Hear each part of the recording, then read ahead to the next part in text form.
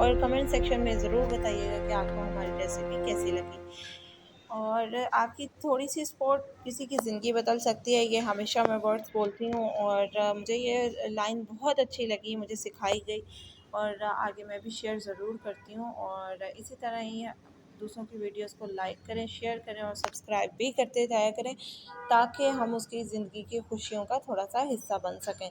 तो यहाँ पे मेरे ऊपर की साइड बिल्कुल ब्राउन और क्रिस्पी हो चुकी थी, अब नीचे की साइड भी देखिए कैसे क्रिस्पी हो रही है। बहुत ही शानदार और मज़ेदार पराठा बना था। आप भी ज़रूर ट्राई कीजिए और ज़रूर बताइएगा और हमारे चैनल को सपोर्ट कीजिए, लाइक कीजिए और शेयर कीजिए। शुक्रिया। हमारी वीडियोस को लाइक करते रहिए, शेयर करते